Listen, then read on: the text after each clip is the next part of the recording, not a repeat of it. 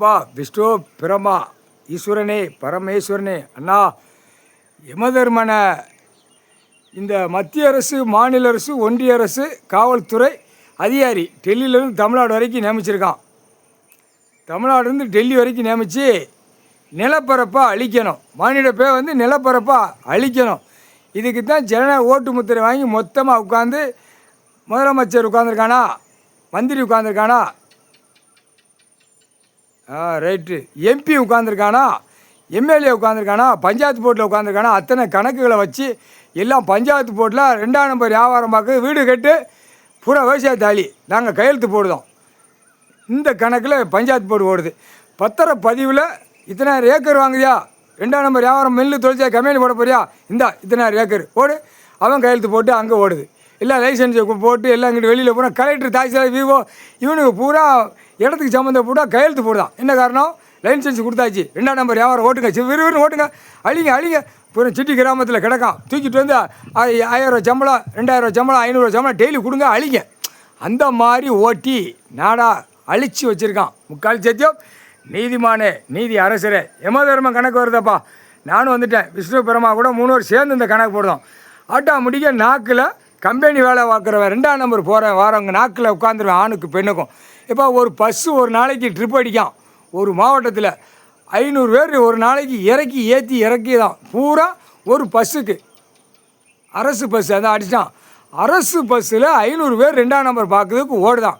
அப்போ அந்த நிலப்பரப்பு அந்த பேப்பர் வச்சு அப்போ உள்ளே கிடக்கிறவன் அப்படியே விவசாயத்தை அழிச்சு வருவான், கம்பெனிகளாக போட்டு அழிச்சு வருவான். அவன் இப்போ பயங்கரமாக இன்றைக்கி அடிக்கான். நிலப்பரப்பில் அழிக்கிற காரணம் மாதிரி பெரிய போனான் மாநில பேர். அப்போ அவனுக்கு உணவு வேணும். உணவு இவனுக்கு வேணும், ஆணுக்கு பெண்ணுக்கும் குடும்பத்தாருக்கு வேணும். அடுத்தாப்புல பறவைகள் விலங்கு எல்லாம் புழுப்பூச்சி வரைக்கும் அதுகளுக்கு சாப்பாடு இல்லாமல் ஆக்கிட்டான். வயிறு அரை வயிறு சாப்பிட்டு போகுது, பூரா அழிச்சு வாரான்.